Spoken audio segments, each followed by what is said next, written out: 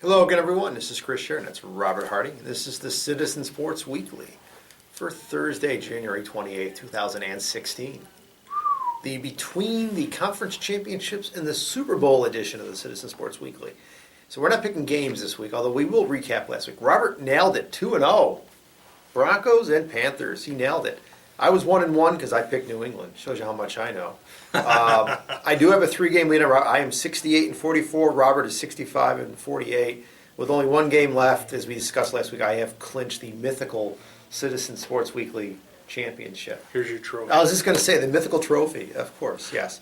So what we decided to do for this week is a special edition of where Robert and I discuss our favorite teams, him the Bills, me the Dolphins, their off-season moves so far, which is really more coaching than anything else. So, Robert, the Bills, I think you could say that fans were disappointed. They expected Rex Ryan to lead the team to the playoffs their first season with him under the leading the helm there.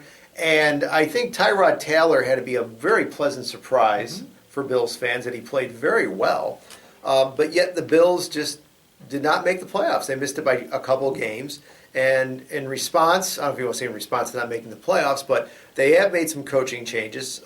One was Rob Ryan being added to as a defensive consultant, I guess. Is that the title? Assistant head coach defense, Okay. I believe is the title. And then the second addition, someone who has local ties to Central New York.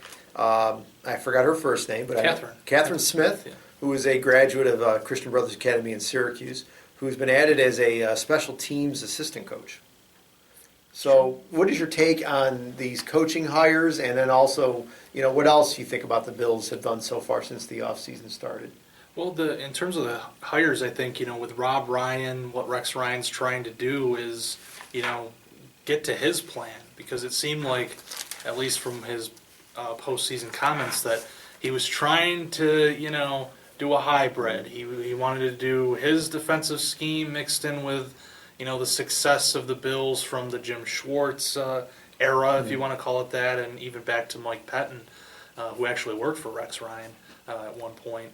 But, I think that's what the Rob Ryan move's all about. Now, Rob Ryan's not his track record, with the Saints, of course, most recently, and, with Dallas and so on, isn't the greatest, but his brother is going to be calling the shots. Rex will be calling the shots. So, it won't be Rob Ryan calling the shots as he has with other teams. But and then to the Smith hire, obviously some history being made there. And you know what? Good for her. Yeah. She's proven that she's knowledgeable, and really that's what it comes down to in football. Bill Belichick wasn't a Hall of Fame player went to become a Hall of Fame coach. I think he played, but that's not what you think about. I think he played Division III football. Yeah. At Wesleyan. Yeah. So you don't. You can be a great coach, and I remember my dad used to say, just because you're a good player doesn't mean you're a good coach. Yeah. People can become good coaches just by sheer knowledge of the game and being involved in the game. So, she certainly brings a lot to the table in that regard with her work, and she's been with Rex for a bunch of years. So, in terms of anything else, really the big off-season point I think is getting that offensive line, together, keeping it together. They have to sign Cordy Glenn, they have to sign Richie Incognito. Both of those are top priorities, and we'll see. They're going to command some money for sure. Will the Bills pony up? That remains to be seen. Okay. As for the Dolphins, they hired a new head coach, Adam Gase, formerly the offensive coordinator of the Chicago Bears. And if you're a Dolphins fan, I'm not going to rehash this. I think we're all pretty familiar. They hired Gase because they need him to fix Ryan Tannehill. This will be year 5 of Ryan's tenure in Miami, and he took a step backwards last year. I think even he would admit that.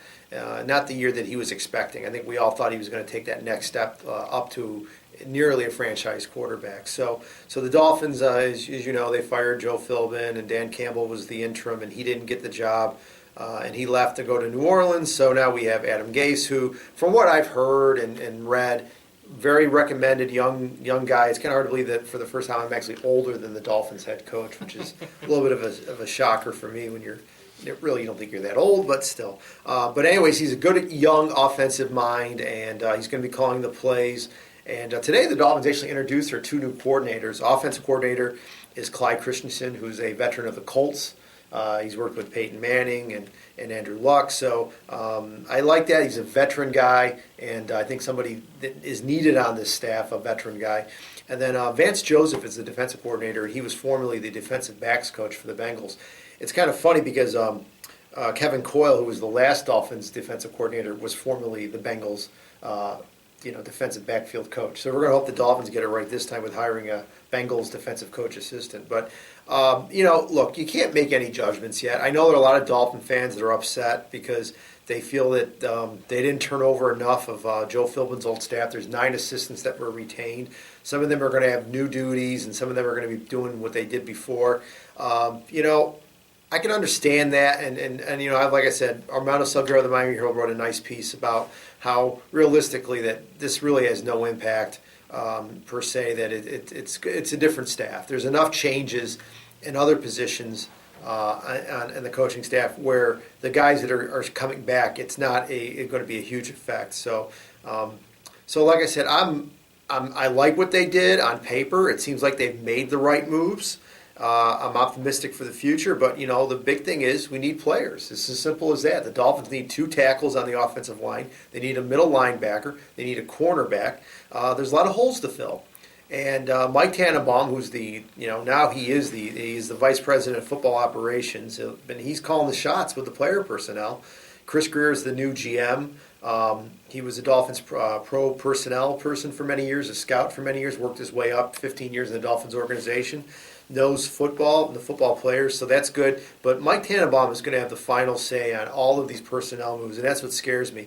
And, yesterday, Tannenbaum was on my friend Orlando Elzagari's sports talk show down in Miami, 560 WQAM, and talked to Orlando for about 15, 20 minutes. The interview's online. You can go to WQAM.com and listen to it. If you're a Dolphins fan, I highly suggest you do, because Orlando really grilled Tannenbaum on salary cap implications, because there's a lot of talk about an Ndamukong Suh contract. It's got a huge cap hit this year, and that they're gonna. I guess the contract language is they can actually reduce it and open up more cap space. So, and then of course he signed a contract extension last year, so his contract is going up. So, Mike Tannenbaum gets grilled by my friend Orlando, and I think that's a very appropriate thing to do. How are we going to deal with this salary cap? Because you know something, if you don't have the room under the cap to sign good free agents, and again, I'm not saying build under free agency. The draft is the most important thing. But you need cap space, no doubt about it. You want to keep your good players, like Lamar Miller, running back, who's going to be a free agent. I'd like to keep him. And then their main pass rusher, Olivier Vernon, who is also a free agent to be. I mean, you need money to sign these guys to keep them from going on the free agency. So the cap space is going to be important. So, like I said, I'm going to wait and see, okay? It's too early to make any judgments yet about how the Dolphins have handled the offseason. We're not going to know realistically for 2 years. I mean, we're going to short-term some things next season, obviously. We're going to see Ryan Tannehill, whether he takes a step up or whether some Dolphin fans who feel like it's never his fault, it's the offensive line's fault, it's the receiver's fault, it's the offensive coordinator's fault, it's the head coach's fault, whether they're going to use the crutch of it's another system he's got to learn. Oh, it's another offensive line. I mean, look, there comes a point where Ryan Tannehill, and I think he would say this, look, I need to take responsibility for what's going on in the field, that, I can't blame everybody else for my shortcomings, pocket presence, things like that. So we'll see what happens. The draft's going to be interesting where the Dolphins are going to go. I hope they draft a quarterback sometime in the draft just to put a little pressure on Ryan. Interesting. I don't know whether you draft one in the second round or third round, or maybe you go late, maybe 6th, 7th rounds. I'd be stunned if they pick somebody in the first round. I think they have too many big holes to fill. What should be that time? I think linebacker or cornerback, realistically. Yeah. And with the 8th selection in the first round, I think you can get an impact player at one of those 2 spots. But again, free agency is going to be playing a role in that. I think whoever they get in free agency will determine eventually who they draft. So, I think I summed it up, didn't I? That was quite the summary of the 2015-16 offseason. Not bad, considering the only thing I wrote down on my notes was the names of the defensive and the offensive coordinators, so I wouldn't forget them. That's it. So, anything else you want to add, sir? I have a question for you. Yes. We're not going to predict the Pro Bowl. No, we're not. I'm not even going to watch the Pro Bowl. But I have a question, because I read something interesting this week that something like 130 players have been selected to the Pro Bowl now. Yeah. When you count the people who were voted in, Right. the people who decided not, who are filling those spots, everything. So, I mean, at what point does this game get so watered down that the NFL says, all right, we're cutting it? They don't care because it's going to get a TV rating. It's going to make money. I mean, ultimately, that's what it all comes down to. If the game is making money, it'll survive. If they're losing money on it, then they're going to cut it. It's as simple as that. I mean, everything with the NFL it's all about the money, and it's making as much money as you can. Yeah, the NFL makes so much they could probably lose money on the Pro Bowl, and it wouldn't really hurt their bottom line that much. But I don't think they would take a huge loss on it. But the thing is, you have Hawaii, which hosts the game almost every other year now.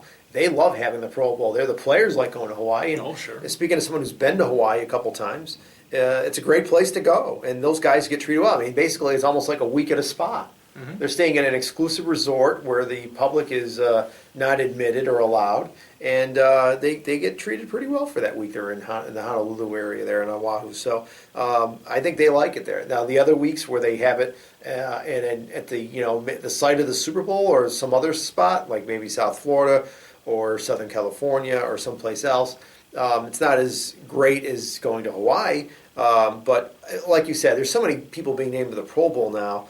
It's kind of lost its allure or its specialness. And, I think when a fan of a team says, well, we had 5 Pro Bowlers, Dolphin fans are saying, oh, we had 5 Pro Bowlers.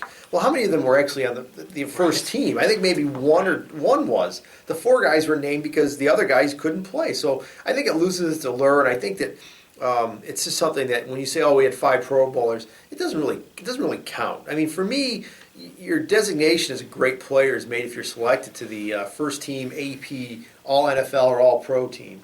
I think if you're selected to that team where you're just honored, there's no game obviously, I think that's the true honor as being an NFL player. So, Yeah. Okay. all right, we want to wrap it up? All righty. All right, next week it's our Super Bowl pick show, folks. It's one you're not going to want to miss. We're going to delve into the game between the Panthers and the Broncos. Oh, it's going to be great. You're not going to want to miss it. Tell your friends. Tell your enemies. We don't care. Just watch. We'll see you next week.